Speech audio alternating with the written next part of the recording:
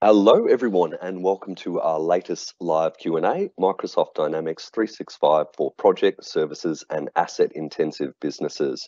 My name is Gareth Boyle, the Senior Marketing Executive for Microsoft here at Fusion 5, and I'm joined today by Industry Director for F&O, Craig Cornish, Cloud Solution Architect at Microsoft, Tim Shaw, Solution Architect for F&O, Abdus Kahadi, and Enterprise Solution Architect, Natalia Sukhanova. Before I hand over to our first speaker, just a couple of quick bits of housekeeping. The first 45 minutes of the session today, we'll hear from the speakers I've just introduced, followed by a short Q&A session. If you do have any questions during the presentation, please feel free to ask them via the top right-hand corner of your browser or Teams application. After the session, we'll share a recording of it via your email that you registered for the event with. Other than that, let's kick off with our first speaker, Craig Cornish. Over to you, Craig. Thank you, Gareth. So again, good morning, everyone, or good afternoon, I guess, if you are joining us from New Zealand or other such more fun climes in Australia and Melbourne in a miserable day. But anyway, I digress. So yeah, again, thank you. And this is all about project operations and asset management within service and asset intensive industries. And what we want to start off with was just an overview of what we see through our projects and through our customers of some of the key challenges that we face day to day or that they will face day to day. The first one you can see, end-to-end visibility. I mean, it seems obvious, and we've all seen project managers sitting there wondering what's going on with my project, what's my budget looking like, what is my cost to complete, all those things that project managers care about, that they still have trouble even in software products today working out what's going on. But it's a much bigger problem than that. There are much more people involved in that process. If we go right back to the start, then think about your AMs or your salespeople. They want to be able to do quotes. Once that quote hopefully becomes a real project, we need to transition that quote through to a project, and we need that step that takes us from the quote into the project that we can then actually manage. Then once we get past that, we need to think about the people that are working on it. So anyone working on our projects needs to know what they're doing, when they're doing it, and how long they've got. So they're involved in this picture as well. And then at the end, we have our finance team. Finance people, right, we need to know, how have we done? Have we made money or not? Where's it gone? So it's a whole visibility thing, not just for project managers, but the whole chain, from a quote all the way through to our final invoice and project close. And we find a lot of organisations struggle with that end-to-end process. And it's a similar thing with assets in terms of oversight. So we know we've got assets out there, we know we've got a heap of assets out there, but do we know really where they are? Do we know who's got them? Do we know what kind of state they're in? And this is when it really comes down to the whole maintenance and control of our assets. So are they maintained? Are they compliant? This is especially important in health industries, for example, where you have machines that literally do or do make people's lives dependent. You have to get that right. And that level of visibility is often not there. And even from a finance perspective, what is it going to cost me? What is it going to cost over the next 1, 2, 3, 5 years to maintain this asset? So it would be nice if we could get a projection of my planned maintenance for all my equipment. What is it going to cost me over the next number of years? So where do these gaps come from? And this gets me, I get to my next 2 points. I've kind of combined the next two in this, is how do we find ourselves in this situation? Typically what we find is people will go out and they will buy a piece of software that meets their need at the time. And then over time, it just fails to grow with what the organisation on a wider scale needs. So by way of example, we have just completed a project with somebody in the engineering industry, and they bought a software product that was the standard at the time. Everybody bought it. If you were in this game, this is the piece of software that you bought, and that's fine. There's nothing wrong with that. But that was 10, 15 years ago, and you get to today and it's just not current. It just can't cut it, basically. So what you find in circumstances like that is people go to market and they'll get add-on products. They'll get something extra for HR. They'll get something extra for timesheeting or asset tracking or resource management. The list goes on. And what that ultimately means is you wind up with a whole mishmash of products that don't talk well together. They're pretty much not upgradable, and you don't have that end-to-end visibility that I was talking about right at the start. You just don't get it out of that. And your whole idea of a single source of truth for data, you have very little chance in that scenario. So to go back to the example I said before of this project that we've just finished, they were spending, off the top of my head, I think it was about a week and a half every month, just validating what their system was giving them. It got to a point where it just wasn't trustworthy, and that is the last thing you want to be doing out of a software system, is spending a week and a half actually making sure it's right. We don't need that at all. My last point on workforce management. The key thing about workforce management really is getting the right people in the right place at the right time. So where organisations struggle with that is finding the right people for the job.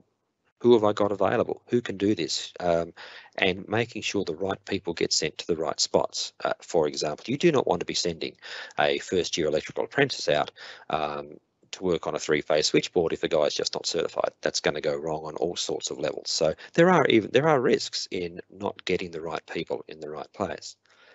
And even in terms of the right place, what we don't want to say is, okay, Fred, you need to be at site A at 1 o'clock. 1 hour later, you need to be at site B at 2 o'clock. And of course, nobody realizes the sites are 3 hours apart. It happens. So we need that visibility across our resourcing, our availability, and our distancing and our routing to make sure we don't send people off and do things that they just can't physically do. And the end game, of course, is how are our workforce actually traveling? So we can see utilisation, that's fine. But we also need to say, of our workforce, who is really getting hammered here? Who is really working their heart out, doing 100, 110, 120% utilisation? We might have other people doing 30%. What can we do about that? So it's all this kind of metrics around your workforce. So the best people in the best place, but also making sure that we don't kill people along the way in terms of overworking them. So there are a lot of the issues, the most common issues that we see. So how can we go about, at least from a Microsoft perspective, addressing those? So what you can see in front of you is Microsoft's Dynamics Cloud Platform. And if we just look at the top row are Microsoft business apps. So what are the business apps? They are effectively the applications that you can use to run your business. And we've got a couple of boxes there. You can see a green box and a blue box. They're the ones we're going to be talking about today. So green box is for projects. The blue box I've put there is basically Microsoft's ERP.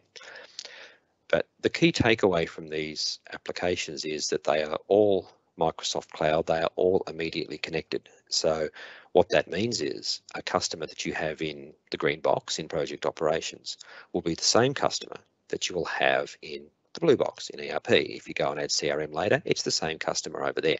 So you immediately have that single source of truth, and you don't have those integration issues and all those horrible things that we were talking about before. Sitting underneath that, you've got the Office suite, things that you use every day, but they are all integrated into these things. So you can draw data in, update it, send back, bespoke reporting, all those lovely things through Office that you do now, you can still hook into here. But it's also worth noting you've got the Power Platform. So the Power Platform consists of a few things. Power BI, we all know, everybody knows Power BI, but you can use that to write reports across your entire product suite, bring all your data together if you need to.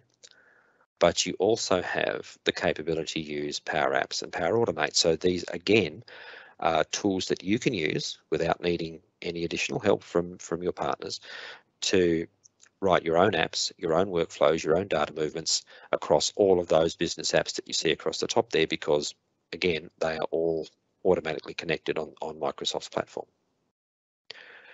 So our focus for today is, as we say, projects and assets. So the green box, project operations, is today's focus. That is, and there are a few ways that we can do projects across the Microsoft stack. So project operations, which is what we'll see next, but there are integration methodologies as well between project operations in the green box and Dynamics ERP in the blue box. There's a couple of integration methodologies there. And there is also standalone project management inside the blue box. So there are a number of ways that we can go about projects. Focus today will be the green one, project ops, and we'll be using the blue box Dynamics ERP for our asset management demonstration towards the end of our seminar. Okay, so on that note, I'll hand you over to Tim Shaw, who has graciously joined us from Microsoft today. So he'll give you a bit of an overview about Project Ops, what Microsoft are doing and where it's going, and then we'll head into some demos. Tim, over to you. Thank you.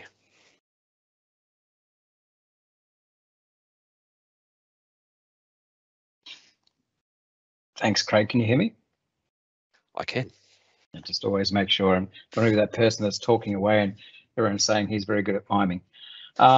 Yeah, so hi everyone. Hopefully you can see my screen by now as well. Sharing that again for me, Tim, if you don't mind. Okay. Stop presenting.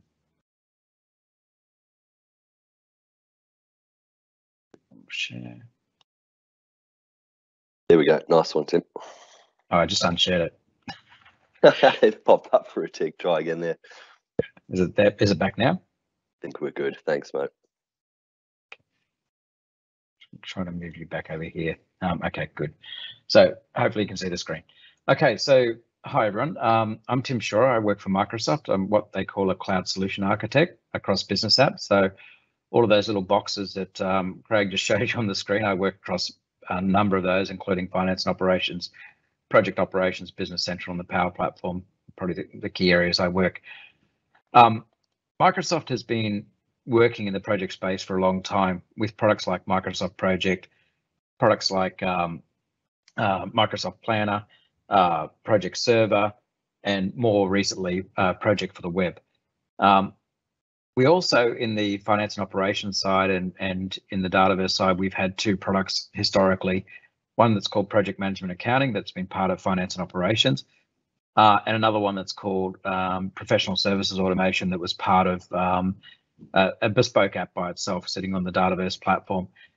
What we decided a few years back now is we decided to take those two teams, in actual 3 teams, because we also brought the project people in, and form a group to release what's today called Project Operations. Because what we had before is we had Microsoft Project with its work breakdown structures. We'd built a work breakdown structure Gantt tool for project services automation, and we had done the same thing for finance and operations. So we literally had 3 products trying to deliver different components of the same solution. So we do have a long history. The team that we formed has a long history of running projects in professional services and constructions and some other areas. So we actually brought back domain knowledge into the product, and that's where you get to project operations. So as we go forward, let's see if I can move my slide.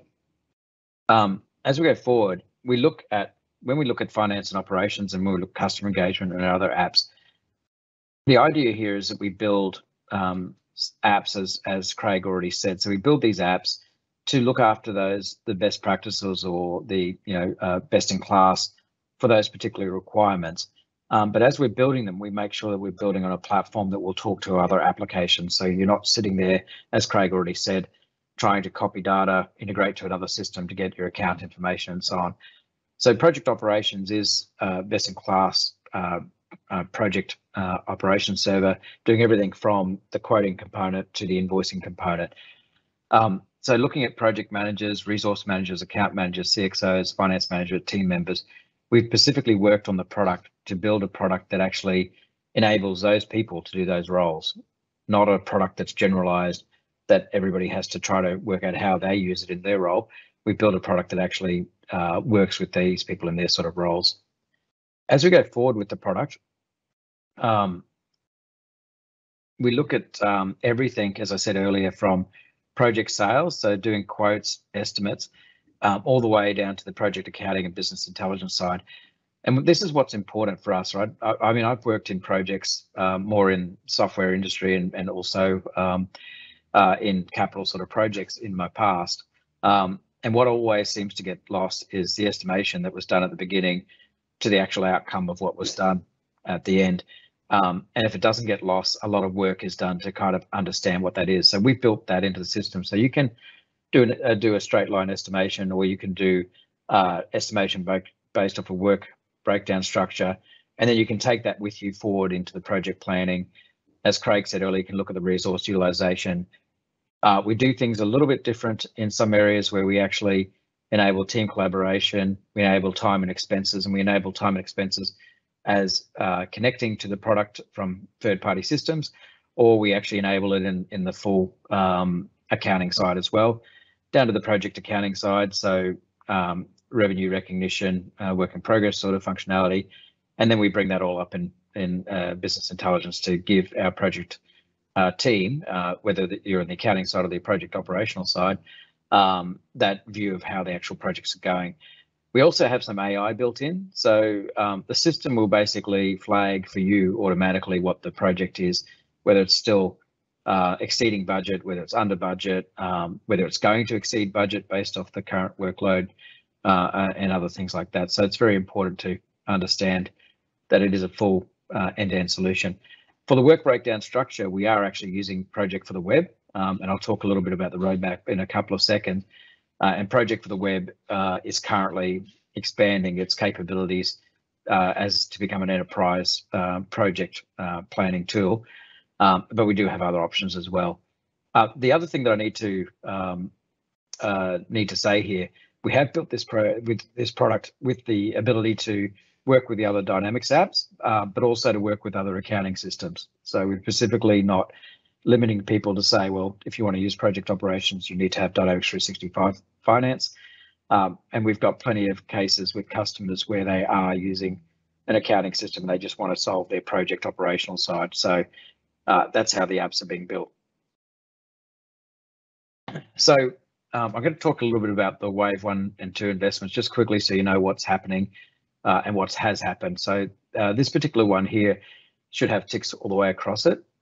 So we've been adding functionality to the product as we go. So this is what we delivered in 2021 Waves. So Waves, if you don't know what they are, and we're not talking about the waves down the beach, basically we have 2 waves a year where we release major functionality, being April and October. And we will, over that particular wave of innovation, we will release features during it, and then we'll have the major update in October. So things like non-stock material support, task billing, mileage recording by fiscal year, enhanced task-based schedule mode capabilities, improved trials, which doesn't really matter to the people on the call, ability to expense hotel itemizations. So, you know, if you're doing an expense, you can itemize that across to different projects, ability to facilitate subcontracting planning, and then PSA upgrade. So the PSA upgrade is bringing people that are using our professional services automation tool into project operations, so migrating them from their existing product to the latest. But then we have all these new exciting things to go. So we're taking up a new schedule board. So our team that builds a schedule board built a schedule board that's very AI and ability to look at resources and determine which resources you should be using, and then letting you as a user work that through. So we've taken feedback from customers and we built a new schedule board that we released in our field service product.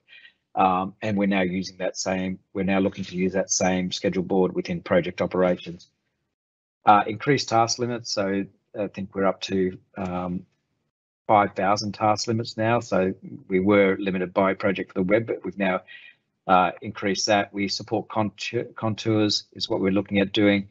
Then we've got advanced project planning capabilities tooling. So we're doing more work in that area to make it easier to plan around projects.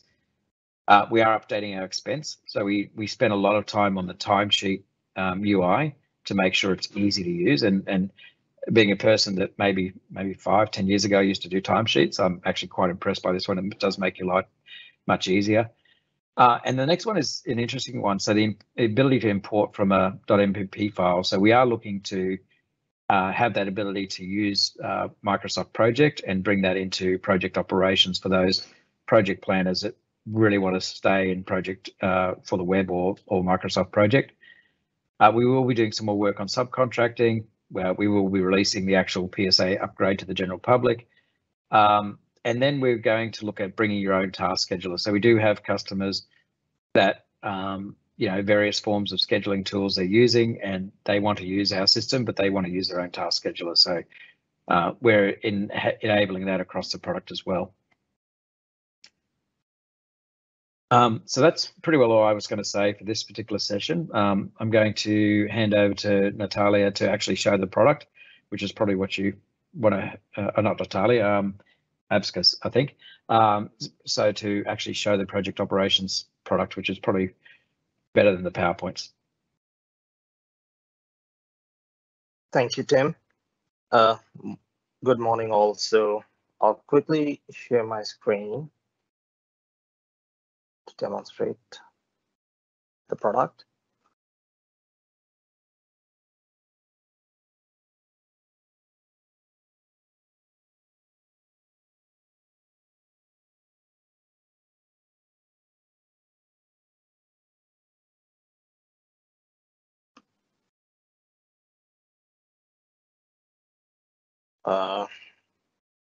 Can everybody see my screen? Thanks, Abdus. Yeah, cool. So this is the project operations user interface, and this is the home screen where I'm standing. So it defaults to dashboards or dashboarding capability of project operations. Now we have various dashboards here, which could be set as default based on the user profile. So the starting point of project operations will be like you'll have an opportunity, a code, and then let's say you have won a code, and now we are at the stage wherein we are inputting. We have won a project.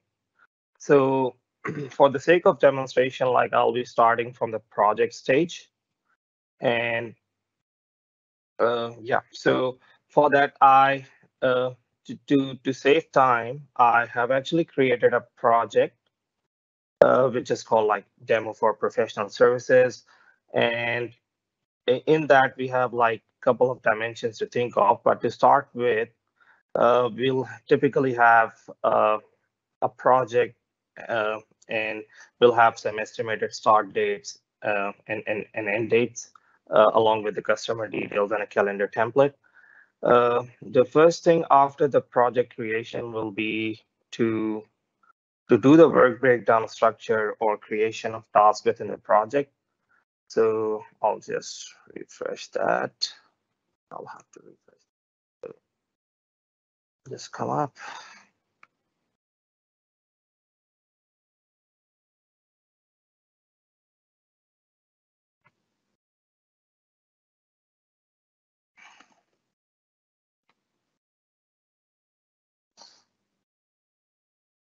Take like a minute.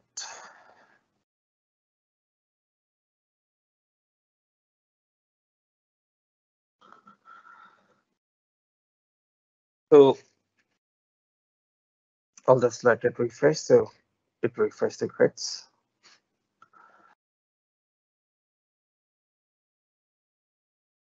Cool. So the task grid of a project in project operations is basically an embedded version of project for web. So this is why I had to refresh my credentials for project online so that it can be refreshed here. So I have some tasks created in here in the WBS. I'll actually create a new task, one task for the demonstration purposes, and we'll be assigning a generic resource, and we'll create requirements of resourcing, and then we'll move on to the resources scheduling part, how that can be easily done within a project operations interface. So typically, I have put in tasks like for a software development project or a software development type of project. So I'll just go in and we'll create a task. So we'll say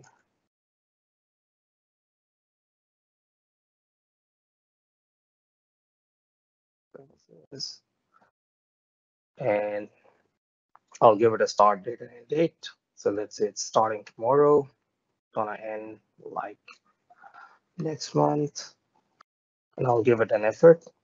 So let's say the effort required is 60 hours.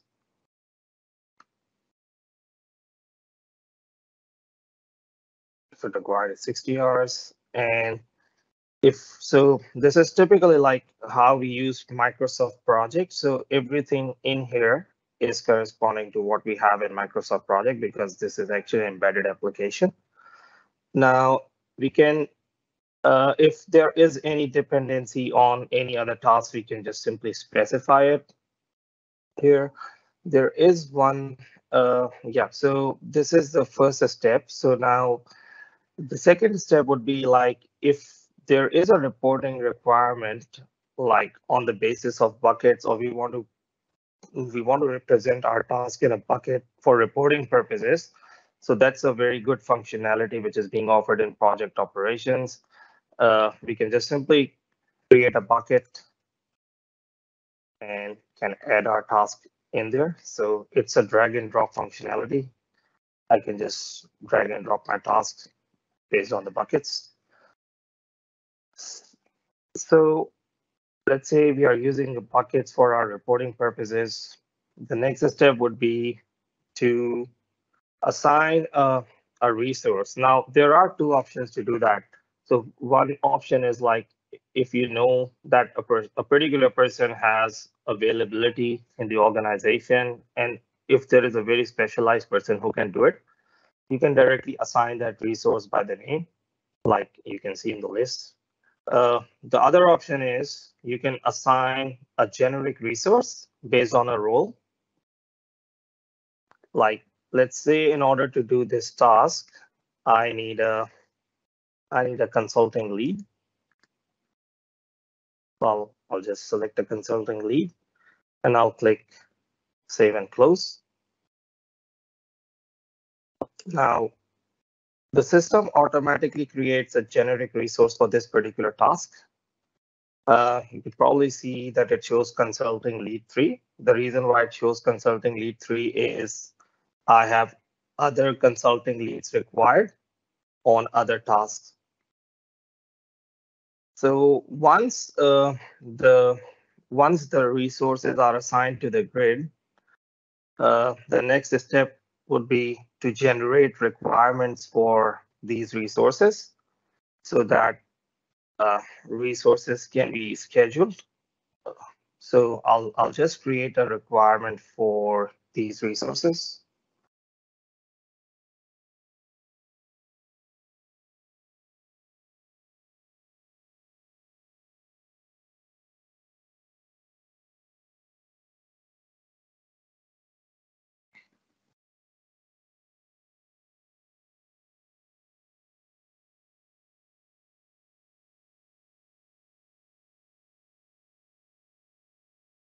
So once that is done, we can go to the schedule board.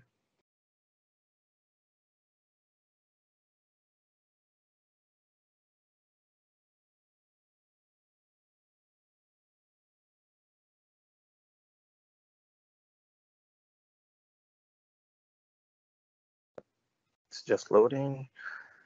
So now this is a very rich functionality for assigning requirements onto the resources. I'll talk each section in detail. So first, I would like to talk about the grid, which is here, which is at the bottom. So this grid actually shows the open requirements which are available for each project. And so as you can see, the project name is coming in the first part, along with the role which is required for that particular task. On the left side of the grid, we can actually filter by multiple fields. So let's say for first task, I need a software engineer. We could just simply search for software engineer. And upon clicking on this search button, this grid on the right will be filtered for people which are having a software engineer role within the organization. So that's one way of doing it. Like you can manually search it, and you can just pick a task, drag and drop, and the system will do it. So the other way, the other way, and the most convenient way of doing that is like click on a task. You'll see this find availability button, and once you click on that, this will filter the grid for you.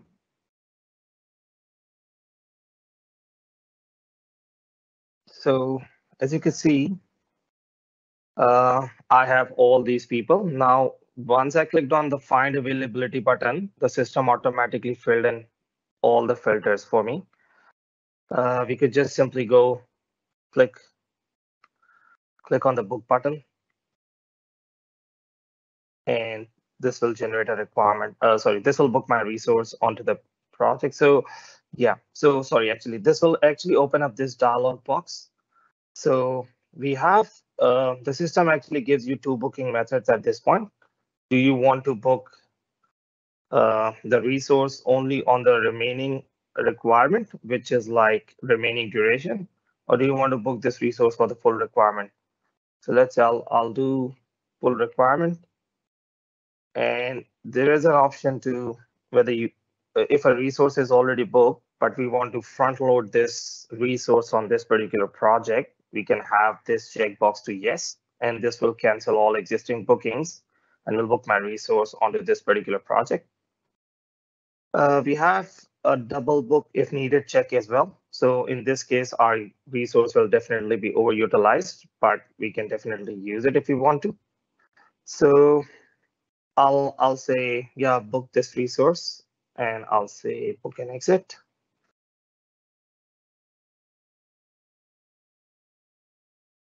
So 24 hours for this particular resource is being booked on the project. Now the remaining hours were initially 124. Now they're only 112 remaining out of those, as you can see in this grid. Again, we can do the same step. We can do find availability, and we can do it on all the respective tasks. That's how conveniently we can book it. Now we have different views within this grid. Based, we can actually look at this schedule on the basis of days, week, months. The other important thing to note is that it shows us the availability of a person for a particular week, because I'm looking at it into weeks. So it shows me that this person is available for 40 hours in this week, 24 hours in this week. And yeah, so this person is not available during this time. Now, so that's how typically resources scheduling is being done in project operations. Similarly, if a project manager or the project team wants to see utilization of a person, resource utilization information is also available. So target utilization rates can be set up for each resource, as you could see on this resource. So this resource is actually meeting the targets. So this is overutilization of a person, but in terms of target utilization, the target utilization was like 70%, or yeah, 70%. So you can see that the target is being met when the percentage exceeds 70%. 50% represents that it's near target, so you can see the legends underneath. And yeah, all so whatever is in red is below target actually. So this is yeah, from a scheduling perspective, this is a brief demonstration of how we could use it. We definitely have like other fields on which we can base, or which we can filter our resources on. One of the most common is which people use, which organizations usually use, is the skills. So yeah, we can definitely have skills uploaded for bookable resources, and based on that we can search. Based on those skill set, we can actually filter our resources and can utilize them. So let's say if a task wants a software developer with C# skills, that can be actually done in here on the schedule board itself. So I'll move on to the next part now. Add to this, Gareth, I've just got a quick question from Alison while you're on the topic. Can you confirm if the allocated staff member will be notified when they're added against a project? No, but we can set up alerts to do that. Great, thanks, Matt. Yeah, cool. So the most, so that was the project part, but in order to execute a project, we need the commercial information or the commercial contract from the customer itself. So that is called a project contract in project operations. So I'm just entering that information now. So that will be.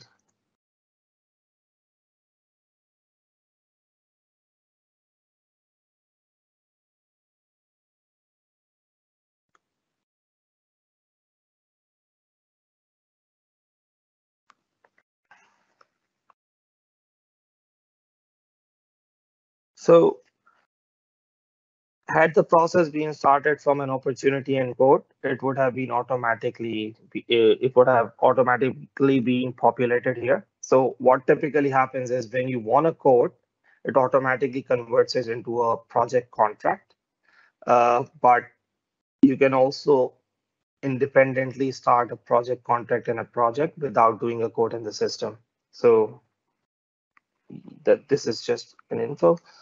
I'll just let's say my delivery date for the contract is 30th of April, and I'll enter the contract lines. So first I'll save it. Just save it. So typically in project operations, this is an added advantage. Like we didn't have that option previously in Dynamics 365 Finance and Operations.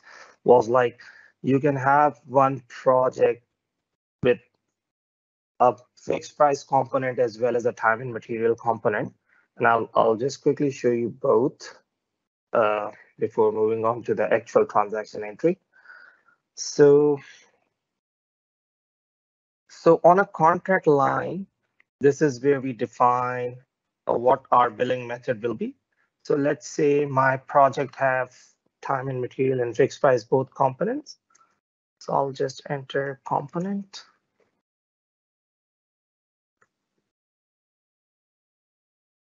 And this is where I'll link my project with a contract.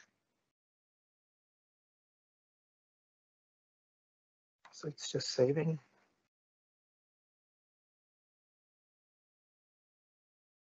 Now, this is the most important part because this is where we say, do we need to include all project tasks or selected project tasks for a particular component of the order line? I'll say all project now for demonstration purposes, but you can also select selected project task, and in the project information, you have task billing setup, wherein you can define what task do you want to link to a particular contract line. So at the moment, I'll have it for all the lines. So I'll say, let's say our project is our project fixed price component is only for time, but expenses and material are going to be on time and material.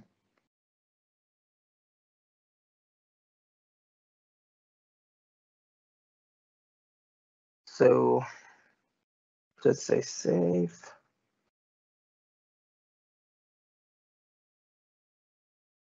And if I go to project contract line details, now there are two options. either we can enter an amount manually here, or based on the lines which we created on the project in the WBS or the tasks which we created, you could just simply use this functionality, import from project estimation, and the system will automatically copy over all the tasks.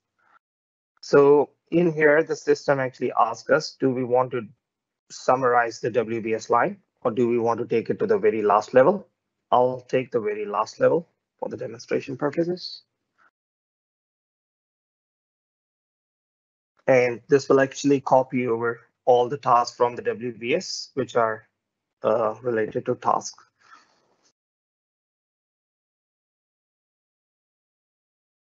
So as you can see, the tasks are populated here. So this is the fixed price component which we have uploaded. Now I'll go back and I'll create a new line for time and material.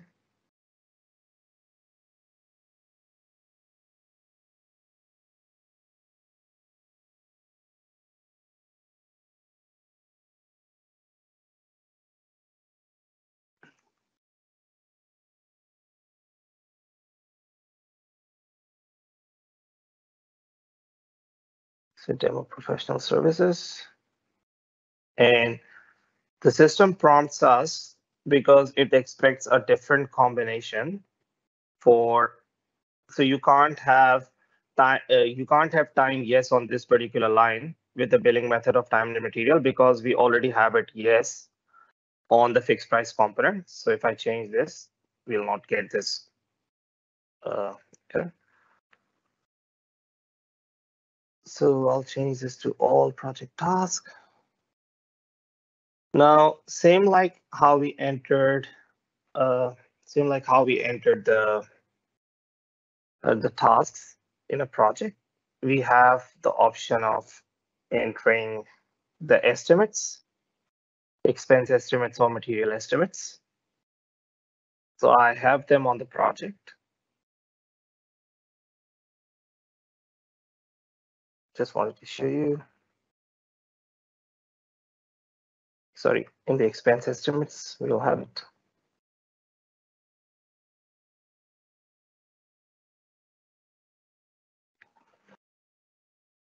Yeah, so I have two expense estimates. Now what we can do is we'll just save this line.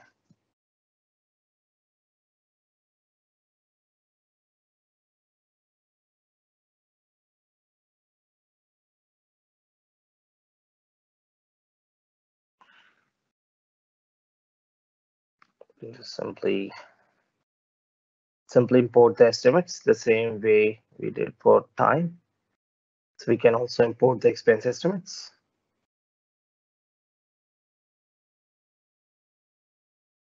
So it brings in both expense and material estimates.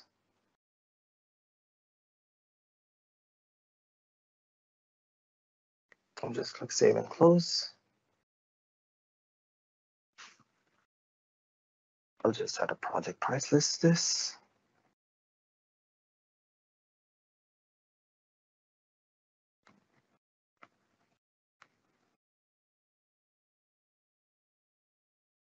So now my contract is ready, and we can I'll move on to the next part, which will be like putting in a time entry on the project. So I'll do the time entry now.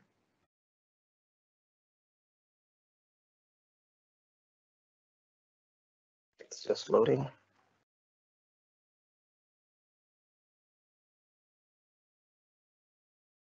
And I'll do the time entry on the 10th. I'll say 8 hours.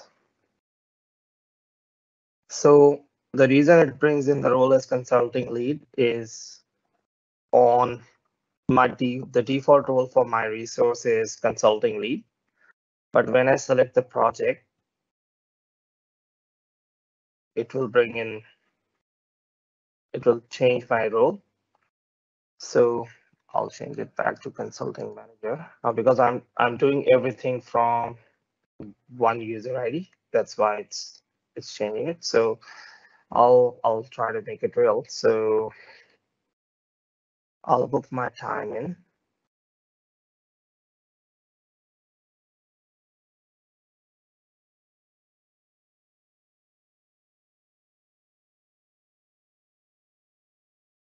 Now I have 8 hours. So this is the first line. So users will be entering their time here, and they can simply add time in this grid as well if they would like to. So let's say I can add 2 hours. And once they have submitted all their lines, so either they can create it manually or they have the option of importing it from the resource assignments. So it will be the same the way we actually assign them on the schedule board, or from the bookings, let's say the hard bookings which are being done in the system. Also, it can be done from Exchange appointments. Now, in that case, you'll need to have an integration between the Outlook and the project operations application. So once all of this is done, this can be multi-selected, and we can just click on the submit button. So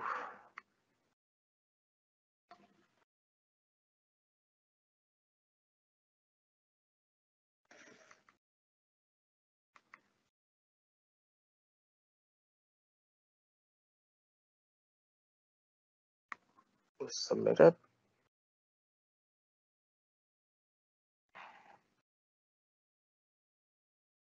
So the time is submitted. I'll just put an expense entry as well.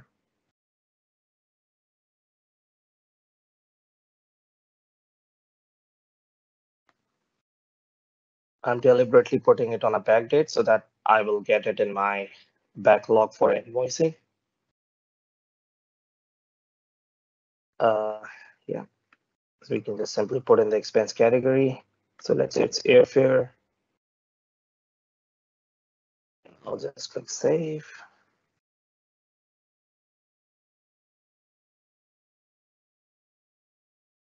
So again, the expense is being entered, but it is in a draft state. This needs to be submitted for approval. Now, out of the box, all time entries go to the project manager of the project for approval. And expenses also go to the project manager. But if the time entry belongs to a leave category, like I'll just show that to you in a minute. So we have multiple types of time entries here. One is work, overtime, absence, and vacation. So if it is work, it will go to the project manager. If it is absence and vacation or overtime, it will go to the line manager. Now I have 2 records submitted. One is expense and one is time entry. So let's say this has gone to the manager and the manager will now approve it. So these are my time entries. I'll just approve it.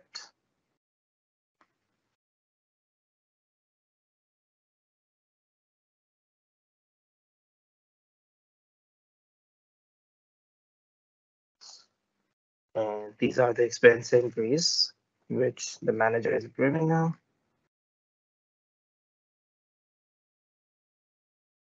Cool.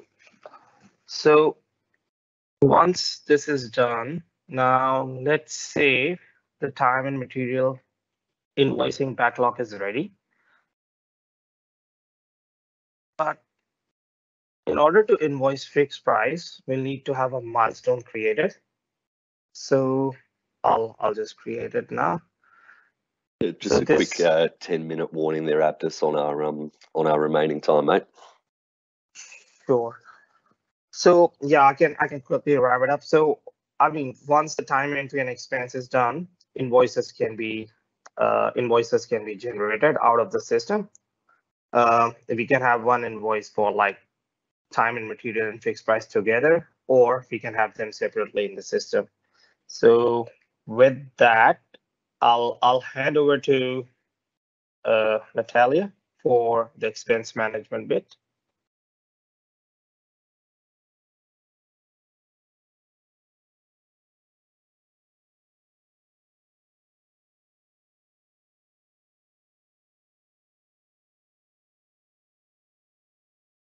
I was muted.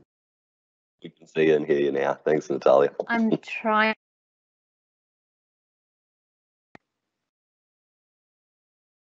Can you hear me? We can now. Thanks. That's perfect. Okay, perfect. Sorry, I'll just, for some reasons, my Teams have got on silent. Okay, thank you everybody for joining today's webinar. My name is Natalia, and I will give you a bit of an overview of the asset management module, and I'll finish this webinar by showing you a brief demo of the asset management functionality. So an asset management module is relatively new feature, I would say, comparing to the core Dynamics 365 components. It's been an add-on previously, and it's been brought in as a part of standard functionality. It's a very powerful and advanced module, which allows us to manage full life cycle of an assets from acquire to retire, keep track of our asset locations to know where they're about, keep track of asset hierarchies, use the preventative maintenance to track, monitor, and manage our assets and ensure that they are serviced according to manufacturing recommendations. We can track the spare parts and inventory, and we can also track the costs and for ongoing maintenance and for the cost of ownership for the operational assets. On the slide itself, you see a bit of a main solution components and that the asset management itself consists of multiple components which are sitting across of Microsoft platform. It covers Dynamics 365 for Finance that allows you to acquire, capitalize assets, accrue depreciation on that, and capture and track costs against the maintenance. Supply chain and field services, which allow you to plan and execute a maintenance. The components of Power Platform, Power Apps, Command Data Service, Power Automate, Power BI, which help us to improve efficiency and productivity by automating business processes, as well as support our reporting requirements. So all of these solutions play together and gives us a really good set of, let's say, capabilities and functionality around the asset management. So what I'm going to do is I'll switch and jump into the demo, and I will give you a bit of an overview of the functionality itself. Just let me know if you see now F&O screen. So I've logged in to the demo finance and operations. Does everybody see that? All good? Perfect. So what I'd like to start my demo from is from the asset view. The asset view is a good screen which gives you an overview of the asset hierarchy. It has a tree view which reflects very well the hierarchical structure of the assets. The asset hierarchy consists of multiple components. One of those components is the location that represents the physical place where an asset is located. There could be a hierarchy of locations as well. Like you see in my example, I have a plant for US Matte Plastics, so I'm using demo data for my demonstration, and you have multiple different areas within the plant, and each of the area may have a sub-location or directly an asset linked to it. The assets itself could also have a sub-assets linked to it. A good example would be if you have a truck, and truck is an asset, but you also have an engine which is serviced and have its own information captured separately, and you would like to reflect in the system that the engine is actually installed to this truck. So it's going to have the similar view. You would have an asset and then an asset inside of it. Those levels on hierarchies aren't really limited, so you can do as many as you like. You could also perform the transfers of an assets between location in case if you move it from one facility to another, and you also can relink or install or deinstall components from asset itself. The screen, unfortunately, I don't have examples, but the screen also shows the details around asset BOM. So if you have any spare parts linked to the assets, you could also see it on the overview. The asset asset master itself stores a lot of attributes and useful information related to the asset, starting from the manufacturing details, the year when it was manufacturing, the asset type, the criticality, so how critical this asset for the business in case if it will be broken, the bill of materials, which we call like a spare parts list linked to it, as well as you could also store a maintenance plan linked to the asset, which defines how you are servicing that, how you are maintaining your asset. The maintenance plan has some important details such as the checks or the list of the activities that has to be performed while you're doing the maintenance job. It will have the spare parts in case if you are consuming those, or you will have the hours, which will define how much time it takes for you to do the job. The very important part, let's say the core of the maintenance and execution is done against the work orders. And we also have a component of the maintenance requests, which are more likely like an unplanned maintenance. I'm not going to drill down that through the screen. So what I'm going to do is I'll switch to other handy workspaces, which most of the maintenance supervisors or users are going to use day to day and business as usual to maintain and to track and review request details or work order details. So I'm going to start from the maintenance requests. So that's a standard workspace that if some of you would have F&O, you would probably be familiar with. It contains of the summary details where you see a bit of an insights. For example, in my case, I have how many maintenance requests I have open overall, how many has been raised since yesterday, and how many has been converted to the work orders.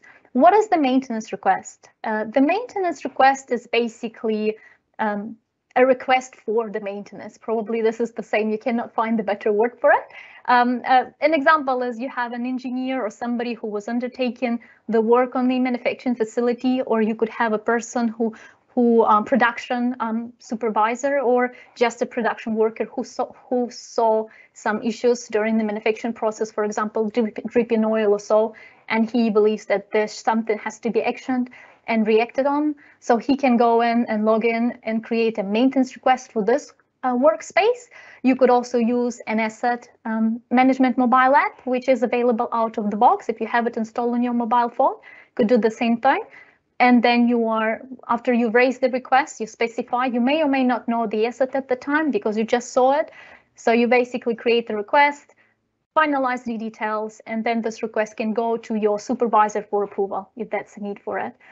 So the supervisor will approve that, and they will, let's say, will convert to the work order. The work order would be the main place where the maintenance activity is undertaken. The work order will have to be then further processed, and I'll cover it in a second.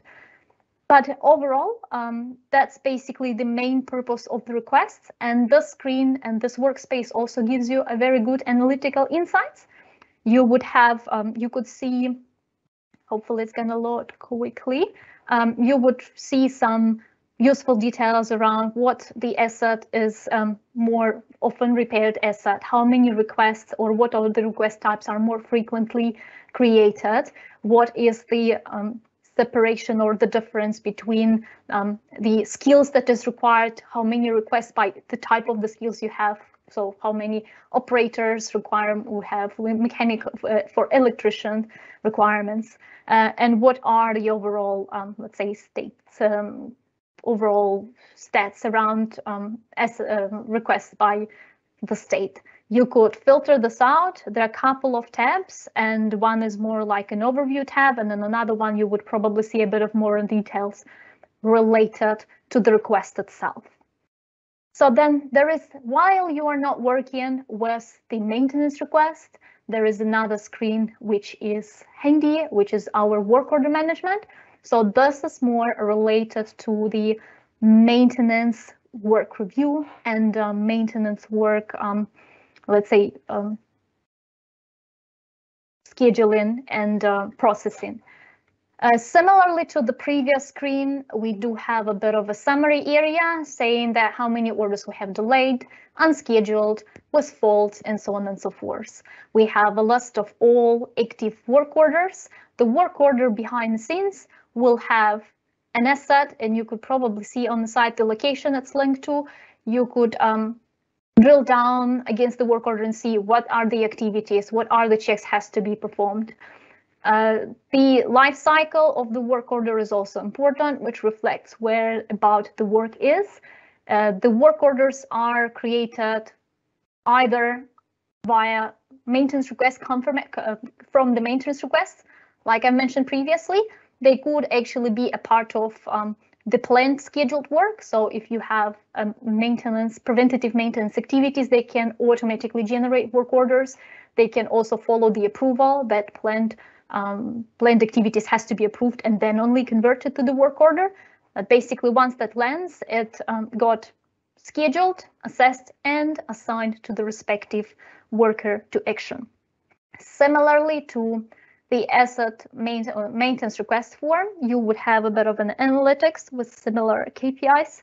You would see, just gonna wait until it's loading, but you would also see the most frequently repaired assets, the most frequent job type, the most frequent type of the work orders, the location, how many work orders by type we have, how many work orders by functional locations we have raised, how many work orders by asset type we have in the system, and also a couple of different multiple tabs reflecting various details or how many unplanned work by assets we have, and so on and so forth.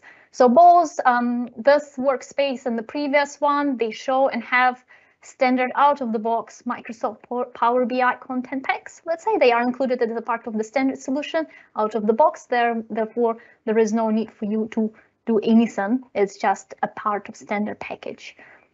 The work order itself, just coming back to it, is the main and most important entity against which we have all the costs are tracked and captured.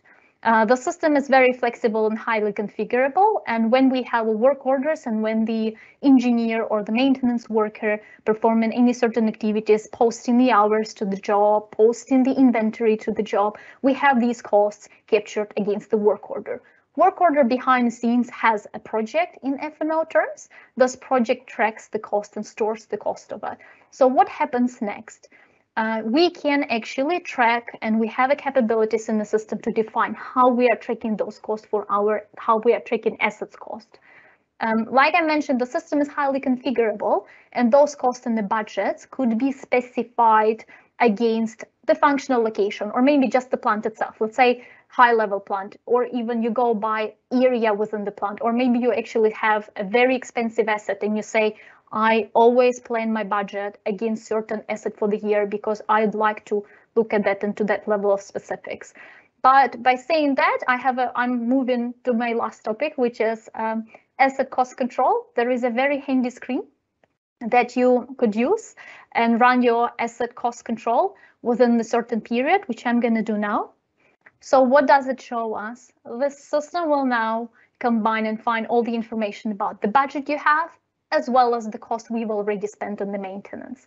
At the moment, once I run it, I see one line, which is high level, and I also only see my original budget for maintenance, regardless of whether the location I have or assets I have, actual cost spent, the cost spent on the preventative maintenance, the corrective cost, investment cost, committed costs. Those are the costs for the work which is in progress but haven't yet finished. So what I can do then is everything that you see on the top pane, you would see as an additional parameter that could be added to the view screen.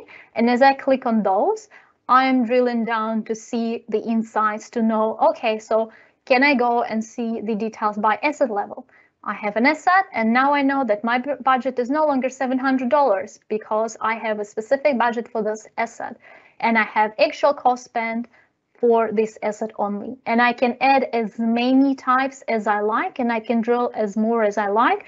And that really helps us to identify and see where the cost sits, how we're tracking within the scheduled planned budget for a year, and where is the most, let's say, expensive side of our cost sets. Is that preventative? Is that corrective? And so on and so forth. So that was the last topic I wanted to cover. And thank you very much. That's probably it from my side. Thanks, Natalia. That was really good. So we've gone a bit over time. I'm thinking I might, when I send out our recording, I'll flick you over a few of the answers to the Q&A questions that we've had there as well. However, if you do have any immediate burning questions, please feel free to reach out to any one of our presenters today. And I also want to say thank you to our presenters today as well. I know you put in a lot of effort to make this happen, and it shows and it's appreciated. All right, guys, other than that, I think we can wrap up there. Thank you to all our attendees and have a great rest of your day. Take care, guys.